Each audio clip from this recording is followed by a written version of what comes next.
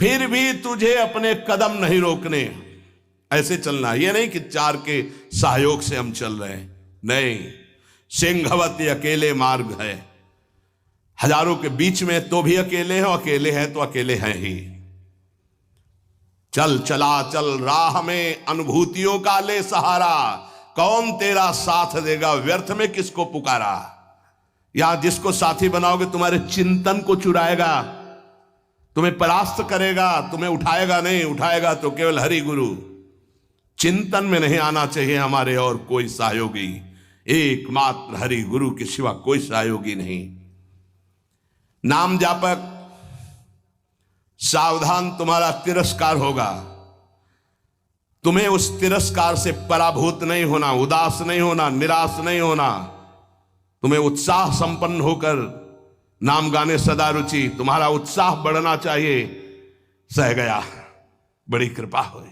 जैसे कोई किसी ने गाली दिया, उपहास किया, तो आप निकल गए तो आपके हृदय में शीतलता आएगी। सह गया, क्रॉस हो गए, एक परीक्षा में पास हुए। राधा राधा राधा, बड़ी कृपा श्री जी की। उसने बहुत अपमान किया, तिरस्कार किया और हमको क्रोधित करने की चेष्टा की, लेकिन हृदय में क्रोध नहीं आया, बचा लिया श्री जी ने। नाम की बड़ी कृपा, बड़ा आनंद आएगा, देख लेना। उस समय उपासक को आराध्य देव की विशेष कृपा समझनी चाहिए, जब तिरस्कार, अपमान, निंदा और झुकना पड़े। झुक गए तो उठ जाओगे, और उठ गए तो टूट जाओगे। ये मार्ग है, समझना। संसारी आदमी क्या देखा, झुका दिया ना, हाँ भैया हम झुक गए। जे ही तुम झुके तो इतने ऊंचे उठा दिए जाओगे कि वो देख नहीं पाएगा, वो ऐसे भी नहीं देख पाएगा, इतने ऊंचे उठ जाओगे। ये मार्ग का रहस्य समझना। जो इस मार्ग में है कि झुक नहीं सकता तो टूटना पड़ेगा, ये माया रौंद देगी तुम्हें। तृणादपि सुनीचेन, झुकना पड़ेगा। झुको, झुकने से ही तुम निकल जाओगे और ऐसी ऊंचाई पर चढ़ जाओगे कि कोई तुम्हें झुका नहीं सकेगा। वो समय आएगा। अतएव इस नाम की महिमा सुनने के बाद यदि नाम में प्रीति नहीं हुई तो पक्का दुर्भाग्य बहुत जोर का है। सदा सर्वत्रास्ते ननु विमलमाद्यम तब पदम, तथाप्येकं स्तोकं नहीं भवतरो पत्रम अभिनत, क्षणं जिह्वाग्रस्थं तव तु भगवन्नाम निखिलम, समूलम संसारम कृसति कतरत सेव्य मनयो। यद्यपि नाम बहुत पवित्र महामहिम है, निष्कल है, निष्कारण है, ब्रह्म स्वरूप है, तथापि महामहिम करुणामय है। इसलिए घोर पापी की भी जिह्वा नाम को ले सकती है। पर वही नामी सर्वत्र विराजमान है, किसी के भी दुख नहीं मिटा रहा। ध्यान देने का विषय। सर्वदा सर्वत्रास्ते ननु विमलमाद्यम तव पदम, यही परम पद स्वरूप भगवान सबके हृदय में विराजमान, लेकिन सकल जीव जग दीन दुखारी, सबके हृदय अछत विकारी, गोस्वामी जी लिख रहे हैं। लेकिन सकल जीव जग दीन दुखारी, क्यों ऐसा? बोले तहां बेदस कारण राखा, भजन प्रभाव संत श्रुति भाखा।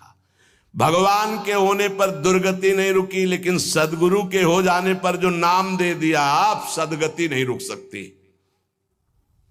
प्रभु ये देख लिया कि आपसे भी बढ़कर महिमाशाली और करुणामय आपका नाम है,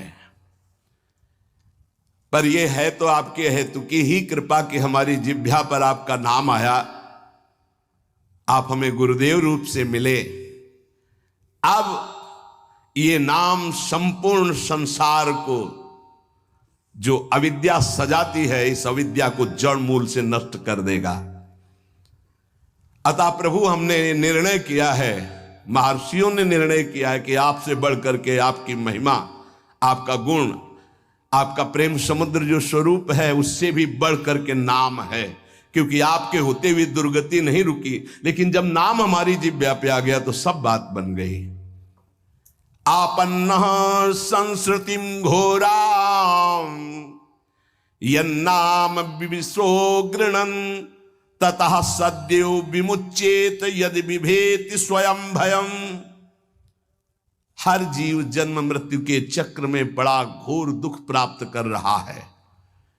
इस स्थिति में एक ही परम साधन साध्य महर्षियों ने निश्चय किया है, प्रभु का मंगलमय नाम।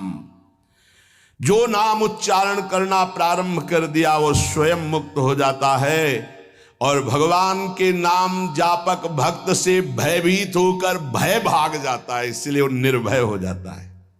मान लीजिए तो जान जाओगे। एतन् निर्विद्यमानाना मिच्छताम कुतो भयम योगिनां नृप निर्णीतम हरिर्नामानुकीर्तनम। जो लोग इस लोक में या परलोक में परम मंगल और परम सुख और परम उन्नति चाहते हैं,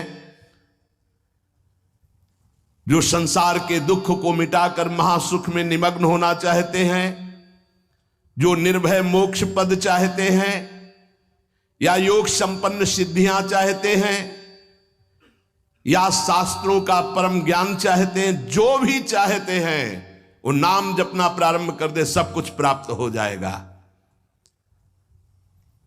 जिसने नाम स्वीकार कर लिया सब कुछ जागृत हो जाएगा। नैवं विदः पुरुषकारौरुक्रमस्य पुंसां तदंगिरजसा जित सद्गुणानां चित्रं विदूर विगतः सकृदा ददीत यन्नामधेय मधुना सजहाति बंधं। आहा, जिन्होंने नाम जब प्रारंभ किया, भगवान के चरणों का नाम का प्रताप उदय हुआ, वो शरीर के सारे विकारों पर विजय प्राप्त कर लेते हैं। बातों से नहीं, नाम जप से, बातों से नहीं। भूख प्यास शोक मोह जरा मृत्यु ये छह सबको अधीन किए। काम क्रोध लोभ मोह मद मत्सर ये छह सबका क्षय किए हुए हैं, नाश कर रहे हैं। मन पांच ज्ञानेंद्रियां ये छह, काम क्रोधादि छह, भूख प्यास शोक मोह जरा मृत्यु ये छह, इन सब पर विजय प्राप्त कर लेता है नाम जापक। पांच ज्ञानेंद्रियां कब्जे में, मन उसके कब्जे में, भूख प्यास शोक मोह जरा मृत्यु कोई भय नहीं उसको। काम क्रोध लोभ मोह मद मत्सर इन पर विजय किससे? नाम से, नाम से, भजन से।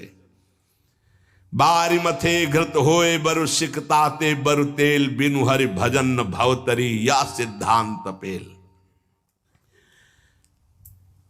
अन्य कोई पुरुषार्थ नहीं, सबसे बड़ा पुरुषार्थ तुम्हारे नाम जिह्वा पर चलने लगे। चाहे संसार से बहिष्कृत एकदम नीच घोर पापी हो, यदि वो प्रभु का नाम जपना प्रारंभ कर दे तो जगत पूज्य हो जाएगा। अहो वत्स पचतो गरीयान यज्जिभ्याग्रे वर्तते नाम तुभ्यम ते पुस्तपस्ते जुहवो शस्नुरार्या ब्रह्मा नोचुर नाम गृणंति एते। वो चांडाल भी सर्वश्रेष्ठ जगत पूज्य हो जाता है जिसकी जिह्वा के अग्रभाग पर भगवान का नाम विराजमान है। उसने तपस्या कर ली, यज्ञ कर लिया, तीर्थ स्नान कर लिया, सदाचार का पालन कर लिया, सब वेदों के अध्ययन का फल प्राप्त कर लिया जिसने नाम जपना प्रारंभ कर दिया। इसलिए बड़े बड़े ब्रह्मवादी ऋषियों का, शास्त्रों का, भक्तों का, सबका एक साथ मत है कि निरंतर नाम जप ही सर्वश्रेष्ठ साधन और साध्य है। ये बहुत बड़े महापुरुष हुए हैं, स्वामी श्री कृष्णानंद अवधूत जी, इनकी महिमा पीछे गंगा किनारे सुनने को मिली। बहुत उच्च कोटि के महापुरुष ये कह रहे हैं कि नाम जप करने वाले और कीर्तन करने वाले की सावधानियों का मैं वर्णन करता हूं। यदि सावधान रहे तो ऐसे नाम प्रकाशित होगा जिसकी महिमा आप सुन रहे हैं। जो नाम जप करने वाले हैं, कीर्तन करने वाले हैं, सबसे पहले उनको चाहिए कि अपने कुल, विद्या, रूप, जाति और धन आदि के मद का सर्वथा तिलांजलि दे दें। कहीं किसी साधक की जाति पक्ष, रूप पक्ष, कुल ऐसा वैसा ये सब विचार न कर बैठे, नहीं तो नाम जप या कीर्तन आदि जो भगवत मार्ग स्वीकार किया उससे भ्रष्ट हो जाओगे। पूरा का पूरा तुम्हारा भजन छीन हो जाएगा, आगे का मार्ग बंद हो जाएगा। किसी संत, किसी वैष्णव, किसी नाम जापक के प्रति ऐसी भावना न करे। ये शरीर की पोशाक है, सबके अंदर वही तेज स्वरूप परमात्मा विराजमान है। ध्यान रखना, पोशाक धन के अनुसार मिलती है। बढ़िया पैसा है तो बढ़िया कपड़ा पहन लिए, ऐसे ही तपस्या और पुण्य के अनुसार पोशाक मिली। तो पोशाक तो नष्ट होने वाली, लेकिन पहनने वाला तो निर्विकार चिदानंद है। उपासक पहनने वाले को देखता है, पोशाक संसारी आदमी देखता है। पोशाक देखकर आदर संसारी आदमी करता है, पहनने वाले को देख करके आदर विवेकवान देता है। तो पहनने वाला कौन है? भगवान का चिदानंदमय अंश, वो समान है सबके हृदय में। इसलिए आदेश करे, पहला, किसी कुल, विद्या, रूप, जाति, धन आदि का गर्व करके भजन मार्ग में मत चलना। विद्या, रूप, महत्व, कुल, धन, जौबन, अभिमान, सठ कंटक देखे जहां, रहे न भक्ति निदान, रहे न भक्ति निदान। स्वांग सब नगर नारी के, बिसैन हाथ बिकाए नहीं रिझवन भतार के। भरतार श्री हरि को रिझाने की सामर्थ्य खो चुका उपासक यदि गर्व कर लिया विद्या का, रूप का, महत्व का, कुल का, धन का, यौवन का, सबसे पहले इन 6 मदों का त्याग करे। ये सठ कंटक हैं, भक्ति महारानी हृदय में नहीं जागृत होंगी। तिलांजलि दे दे, भूल कर याद न करे। जब भजन गुरु कृपा से होने लगे तो अपने को बड़ा भजनानंदी समझकर, किसी को तुच्छ समझकर उसका तिरस्कार, हंसी मजाक न कर दे। समझ लीजिए, अगर कहीं अभिमान कर ले तो फिर देवर्षि नारद जी भी जैसे महापुरुष उपहास के पात्र बन गए। पूरा चरित्र कई बार सुनाया है। इतना नहीं, अपने को तृण से भी नीच समझना है नाम जापक उपासक को। क्वा हम तुच्छा परम अधमा, हरिवंश महाप्रभु कह रहे हैं। तृण से नीच, जैसे तृण के ऊपर पैर रख दिया, पैर हटाओ तो फिर वो उठ गया। साधक का अभिमान तृण से भी दबा हुआ होना चाहिए। कोई गाली दे रहा है, कोई पूजा कर रहा है, उसकी रुचि है, अपनी मस्ती में नाम जप। किसी के अपमान करने पर हमारे साधन में फर्क नहीं पड़ना चाहिए, हमारी उदासी नहीं बढ़नी चाहिए। अब क्या होगा, अब तो निंदा हो गई, अब तो अपमान हो, तो प्रशंसा के लिए साधना कर रहे थे क्या? हमारी साधना में, हमारी दिनचर्या में फर्क नहीं पड़ना चाहिए। कोई पराभव हमारा करना चाहे तो हमारा साधन नहीं रुकना चाहिए। बहुत बहुत बड़े महापुरुष की बात कर रहे हैं, ये जो वर्णन कर रहे हैं, इन्हीं के लिए कह रहे। कभी 1 सेकंड दिनचर्या में फर्क नहीं पड़ता था। साधकों के ऊपर ये बहुत इस बात का शासन करते थे कि साधक अपनी दिनचर्या में उठना और शयन करना से लेकर के पूरी दिनचर्या में राइट टाइम होना चाहिए, तभी सिद्धावस्था प्राप्त होती है। ये नहीं होना चाहिए कि अब जब मन आया तब सो गए, जब मन आया तब जग गए, जब मन आया तो आ गए, जब मन आया नहीं। ऐसा दिनचर्या नहीं होती साधु की, भगवत प्राप्ति वाले की। अपना कोई पराभव कर दे तो हमें कभी अपमानित नहीं होना है, दबना नहीं है। पराभव कर रहा है वो, हमें नीचा दिखाना चाहता है, हमारा दबना माना जाएगा यदि हम अपनी दिनचर्या और साधना छोड़कर उदास होकर बैठ गए। अब क्या होगा, 4 लोग निंदा करते हैं, 4 लोग खिलाफ, पूरा विश्व खिलाफ हो जाए। अत्यंत दीन भाव से प्रत्येक प्रभु के विधान में प्रसन्न होते हुए नाम जप करो। नाम जापक को बहुत सहनशील होना पड़ेगा। अभी तो नाम महिमा सुनी, अब कैसे जपा जाता है उसको समझिए। जैसे वृक्ष जाड़ा, गर्मी, वर्षा सब द्वंद्वों को सहता है, कोई ईंट मारता है तो चाहे एक पत्ता ही दे, वो देगा, वो उसको कष्ट नहीं पहुंचाएगा। छाया, फल, पत्ता, कोई काट दे तो कोयला, लकड़ी देगा ही, वो कष्ट नहीं देगा। इसी प्रकार नाम जापक कोई विरोध करे, कोई तिरस्कार करे, कोई उपहास करे, कोई उपेक्षा करे, कोई अपमान करे, सहन करे, इतना ही नहीं, और मृदु भाषण और नमस्कार पूर्वक उसकी वंदना करे। यह है नाम जापक की सामर्थ्य। वो उपहास कर रहा है, राधा राधा राधा, वो कटु भाषण कर रहा है, वो मीठा बोल करके राधा राधा, वो अप्रसन्न करना चाहता है, वो प्रसन्न मुद्रा में, वो मर्म भेदी वचन बोल रहा है, वो क्षुब्ध ना होकर प्रसन्न होकर बोल रहा है। यही गोस्वामी जी कहते हैं, बूंद अघात सहाई गिरि कैसे, खल के बचन संत सहे जैसे। जैसे महान पर्वत पर बूंदे गिर रही, क्या फर्क पड़ता है? ऐसे ही अपमान, निंदा, नाना प्रकार के तिरस्कार, क्या फर्क पड़ता है उस संत हृदय में? बूंद आघात सहाई गिरि कैसे, खल के बचन संत सहे जैसे।